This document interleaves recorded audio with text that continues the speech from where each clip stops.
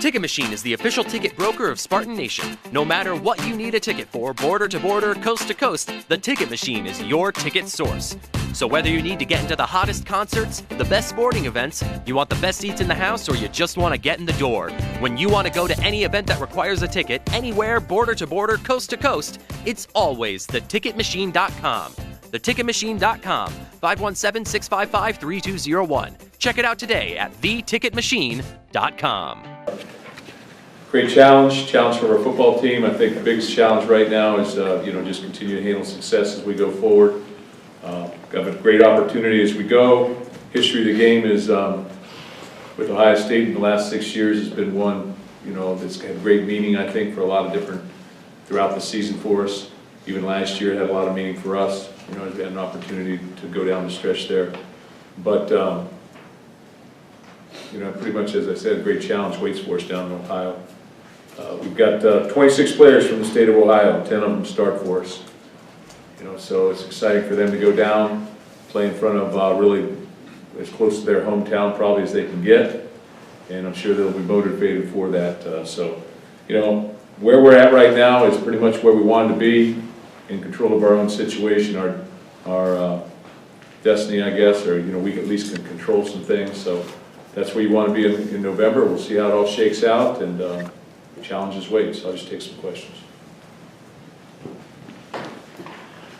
Mark, with the play of Hunter Rison continuing to make big plays, I don't know if there's a whole lot of room to move him up the depth chart, but is that a guy you would like to see get some more touches, or to use your term, has he earned it? Really, I mean, we pretty much play 6 guys, and so I really don't care who Coach Samuel puts in there. We'll rotate guys in. There'll be other guys that have opportunities as well, and really the bottom line is how you catch the ball and what do you do, and how's your blocking and different things. And Hunter's made the best of it. He's made some big plays for us, and he's becoming a reliable receiver. So I'm sure that those things will continue to improve at time on the field. Mark, at the start of the season, you talked about last year not being able to get it done in winning time. This year, you look all 5 of your Big Ten wins are by 8 points or less. Is there anything you can kind of put your finger on as being the difference and why you guys have been so successful with late in game situations? Well, I just think we're growing. We've taken. I think one of the reasons is when you look back at last year and you critique last year and you go back through it as a football team and the experiences and everything, you just try and do a little bit better. But I've always said it's been the inches. You got to find the inches in every football game. To do that, you got to look for them in every respect, and we've looked for those throughout last season in terms of critiquing it and all those type of things. So I think that's what you do. That's what every football team does. We had injuries last year, as I said. We played young players again last year. So we had some different things going on. We had 3 different quarterbacks playing last year at times. So there were a lot of different things, a lot of challenges that we were going through, and we lost some close games. We started out fast in the Notre Dame game and finished there, and then all of a sudden things started to unravel a little bit. But I still think we kept our competitive edge, as evidenced by Ohio State's game last year. We stayed competitive, but we just didn't get it done. So this season we're finding a couple inches, and they make all the difference. Coach, in the back here, you've had success there playing in Columbus. What's unique about playing there, and what are the challenges that your young team faces, and what can you draw on from the successes you've had? Well, first of all, Ohio State's a very talented team, so it's going to be a great challenge for us to go down there. Very well coached, and I'm sure they'll be ready to go. Michigan State has always, even before I came here, has always recruited the state of Ohio. I think when players go back, just like when we're in Michigan playing down the road there a little bit, there's a little bit extra incentive maybe for your preparation, and I think preparation is always key. So I don't really know the reason, beyond that. I just think that we've had good football teams here. We've been, we've won 3 Big Ten championships. I guess we've been in 3 of the championship games. So we've established ourselves as a pretty good team, so we've been able to compete. And the competitive level at that height is, when you're competing for championships, you're playing against a good football team, and we've eked some out, I guess. I don't know the reason for it. You can find the reasons when you look on the film, but I don't know what constitutes it continuing. He's got to play it game to game.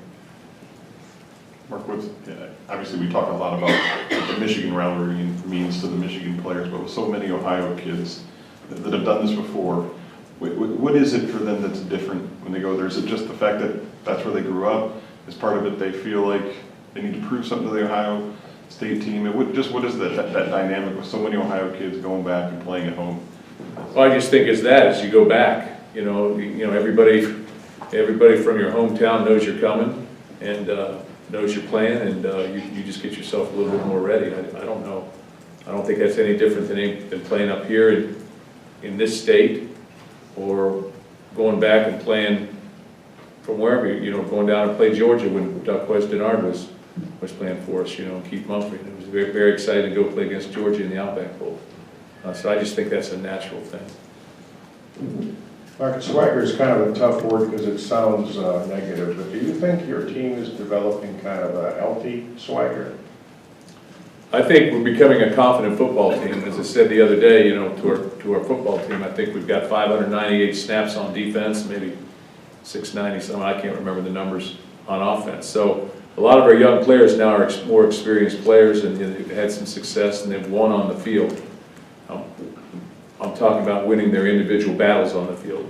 They've lost some too, and they understand it's okay to lose some on the field, but they've got an opportunity to win some, and I think that breeds confidence in them, and they're able to play a little bit more sure of themselves. So this is a step-by-step process with all players, especially young players, and I think they're coming into their own a little bit. You can see that with our quarterback and our wide receivers. You can see our wide receivers have grown just in the course of 9 games. So we're playing better. I still don't think we played our best game yet. I don't think we've peaked yet, so we'll continue to try and do that as we go, but we're playing with a competitive edge, I would say. I guess, looking back to the game here a couple of years ago when J.T. Barrett was a freshman, I guess, can you chart his, growth and development as a quarterback? And as a second component, is there any reason why the road team keeps winning in this series? Well, I don't know about the second question, why that plays into it. I can tell you about 2014 that they punted once. I think it was on the last series. So we couldn't stop them. There was a lot of 3rd and 2s, 3rd and 3s. He threw the ball very effectively, and he was a freshman at the time. And that's been 4 years ago. So he's had an outstanding career. He's been very, very successful. He's won a lot of football games. So, it usually starts with, how do you defend him and all the different things he brings to the table. So we're going to try and do that and get ourselves focused for it. Mark, right here. Mufi Hillhunt and Keontae Stallworth both got a chance to play on Saturday. Can you kind of just tell me what you kind of thought about their performance and their kind of evaluation throughout the season? Well, we moved Mufi back from tight end back to the defensive line, so we didn't really expect him to play, but he did. I think he's got the athletic ability to play in there. He's a redshirt freshman, and I think he's got to play better. He's got to get better. He's got to learn a little bit more what to do at the defensive tackle position. But he went in there and gave us some snaps. Keontae played very well. I think he had 4 tackles and maybe 2 assists, had 20-plus plays. But Keontae was an outstanding defensive lineman in high school, offensive lineman and defensive lineman in high school. He made the transition to defensive line, and we've sort of been waiting for him to come on. So he's a little bit more advanced maybe in terms of the expectations at that point, just because he hasn't bounced around as much. Mufi's been a defensive end, tight end, now he's a defensive tackle, but he's close to 280, 6'5", 280. He's very athletic. He just needs to learn it. Mark, LJ was one of your bigger gets out of Ohio. Can you talk about what it was like recruiting him and kind of snagging him out of the grasp of Ohio State? Yeah, LJ is a very good player out of Ohio, out of Hubbard, Ohio. I think he had a lot of opportunities to go pretty much where he wanted to go. He made the decision early on, really in, I think it was the summer or late spring, possibly of his junior year, before his senior year. And he just stayed, you know, it was a pretty, you know, nondescript recruiting process, though. I mean, he never wavered. He stayed with it, and he was very casual about the whole process. So, but I think he was a big get from Ohio, and I think he's been an outstanding player for us, and we'll look for more great things from him. Coach, they come out, Ohio State comes out of a blowout loss, and you guys get a big win against the top 10 team, yet somehow you're a 16-point underdog. I mean, He's gone 16 now. is that, I mean, can you believe that, or what's your reaction to that? I know it doesn't mean much, you know, per se, but are you getting the respect that you deserve?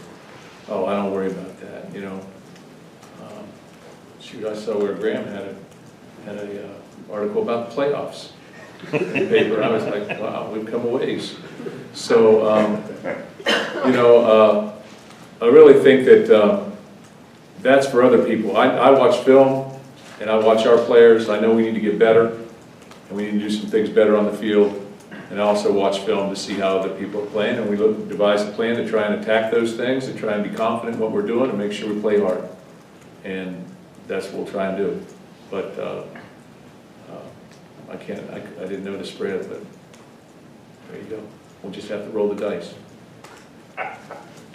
Mark Urban yesterday talked about how they're throwing the ball more than they used to traditionally in the past, and he says, look, he didn't watch much film with you guys, but said that same thing with you guys, used to look at you as like 70-30, and it's not that way now. Does it make this year a little bit unique from the games you coached against them in the past, just what you guys have been doing offensively lately, and the same for them? We're going to find that out, what happens. I'm not sure what will happen. Mark, I mean, he was talking a little bit about the point spread and the playoff and so forth. Is there any advantage with a young team to have them going into a game maybe feeling a little bit like they have nothing to lose in a spot like this, or do you want them embracing the pressure maybe a little bit more? Well, we have a lot to lose. I mean, we're in control right now, so we do have a lot to lose, you know, and we want to stay in control. So that's how we'll play the game. You know, I can't. Some of the questions I can't really answer. You know, I'm just going to, like I said before, we're going to line up and go, play, and we're excited that we're in this, that we have this opportunity. I think that's the biggest thing right now. We're excited we have this opportunity, but we worked for this opportunity, and we channeled everything to get to November, knowing that last week was going to be a challenge, this week, and then the following 2 weeks. So, you know, every game, I think, as you go through November, every single game you play becomes bigger. It becomes bigger. You know, this is a big game this week, I understand that. Next week will be even better, a bigger game. And then the last week. It seems like the last few weeks, you guys have been, I guess, loose, even with the growing pressure. Shouldn't you say pressure, the growing expectations and things that are ahead of you, but how has that been with this team in terms of the mentality and mindset over the course of, since fall camp? I mean, has it been that way pretty much since spring even, that these guys are loose? Yeah, I would say, I really would say that. I would say that every day we come, you know, we have a young team. You know, I think that when we say 53 players that are freshmen or redshirt freshmen, so half of our football team is young. I think 78 players, we only have 9 seniors or 11 seniors on the team, I think. So everybody's excited about the next thing. We've got a number of players who've not gone to bowl game because we missed 1 year and we have such a young, so the freshmen and the true freshmen. So everybody's excited about the next thing. And I think that's good for people sometimes, and it does keep us loose. And, you know, we're going to just, we're just going to go. You know, we've gotten off the plane, took a bus. We still, I don't think that had any effect on us winning or losing at Northwestern. You know, we sat for 3.5 hours this last week. I don't think that had any effect on us. You know, when we went up to Minnesota, we had to sit for a half hour, it had no effect on us. So we've really not allowed things to get into our head too much. We just said, okay, we've got to make these plays, and this is what we got to do. And usually there's some good and there's some bad. You know, we certainly haven't played flawlessly. And there's a lot of things that we need to correct and be able to move forward on. So, you know, I think that, you know, somebody said we're playing with house money. I don't know. So we just keep going. Coach, last week you played a pretty dynamic backfield, mobile quarterback McSorley, all-star William Barkley. You kind of got the same matchup here with Barrett and Dobbins. Do you see those kind of similarities, and given what happened last week, does that give you more confidence in your defensive game plan to stop them? There's some similarities, but there's some differences as well. I think major differences in Ohio State and Penn State. So we got to look at those and make decisions on how to attack those things. But I think we have a little bit of a history with JT Barrett rather than McSorley. We played McSorley 2 years, and they are both dynamic quarterbacks, but they are different in terms of what they do at times.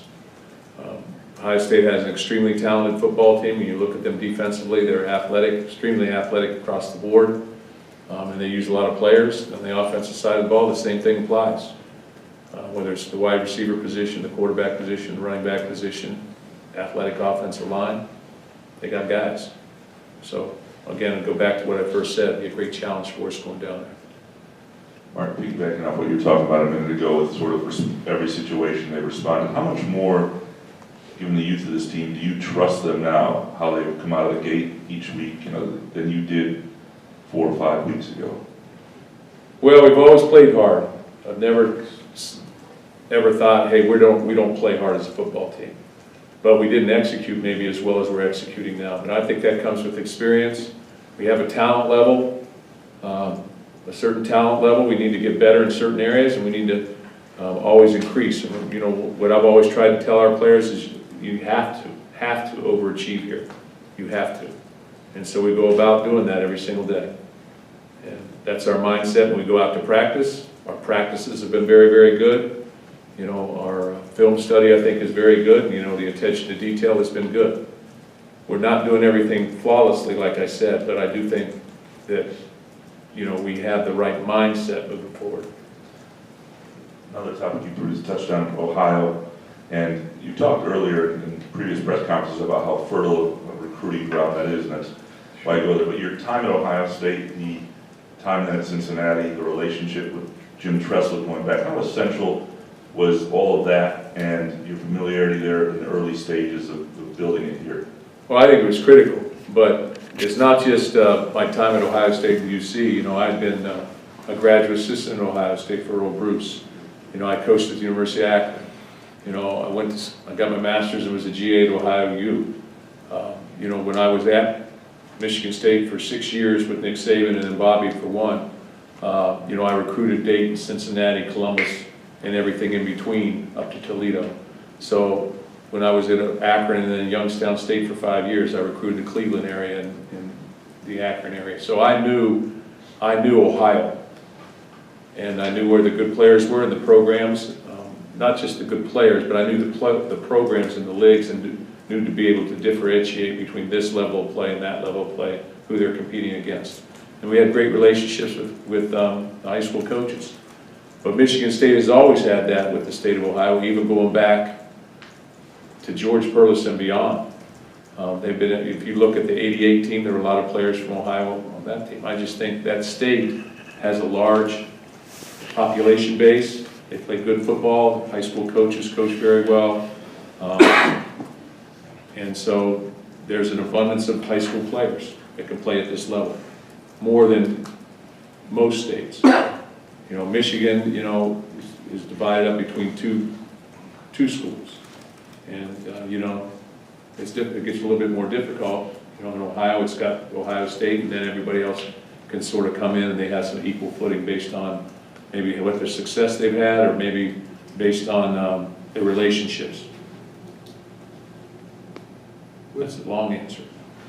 With that background in Ohio, at one point in your career, it had to be your dream to be the Ohio State football coach, wasn't it? Hey, I was just trying to make it, man. I was just trying to I was a defensive coordinator. I was happy where I was at, and then with the UC, and started head coach. I also had aspirations to maybe come here someday. So. How far is Zanesville from Columbus? I don't know. About 55 miles. So what's it like walking into that horseshoe and coaching, not only where your roots are, but where you spent time and helped the national champion? What's it like going in there? No, it's sort of exciting. I guess I'd say. Usually, sometimes you get a beat down and it's not too exciting, But Been up there, when I was at UC, we've been up there a couple times, so, and certainly when I've been here, we've been there, so.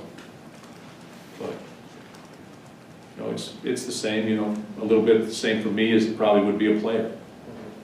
It's an opportunity to go back. 56 and 57 attempts for Brian in the last 2 games. I think that's more than any other guy since you've been here. Yeah. Do you feel... And he scrambled some too.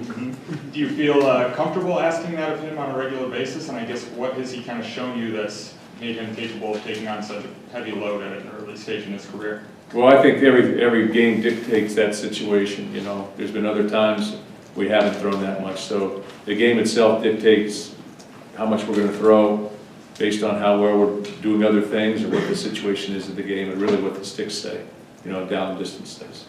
So am I comfortable throwing that many times? As long as we don't have a lot of interceptions, yeah, I would be comfortable. As long as we have a lot of completions. But it's normally not good, I don't think, if you have to throw it that many times. But we were successful, we won the football game, so everybody's happy. 2 questions, I'll ask them separately. First, much more important than football. You and I are men who've lost our fathers, but we were older in life. Can't imagine the devastation for Josh. How's he doing personally?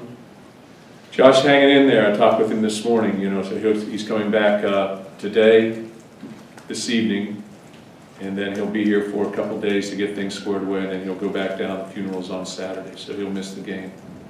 So it's been difficult. You know, he is basically he's the person that's sort of in charge. You know, going to the funeral home, doing the different things that has to be done, which you can imagine at that age, at 20 years old, how difficult that must be.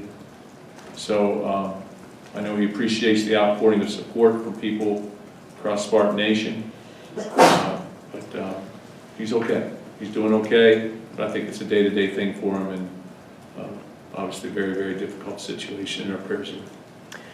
Secondly, Tressel loved you, but he has talked about he had to basically kick you out of the nest, said you were ready to be a head coach and felt like he had to push you a little bit. When you look at all your ties to Ohio State, being from Zanesville, and is there also a part of going home? I mean, being there, mom's still there, all of that when you play the Ohio State? Yeah, you know, we have a lot of relatives there, both my wife and myself, and, you know, certainly from down the road there, you know, from, 55 miles away from Zanesville, and so we have a lot of people there.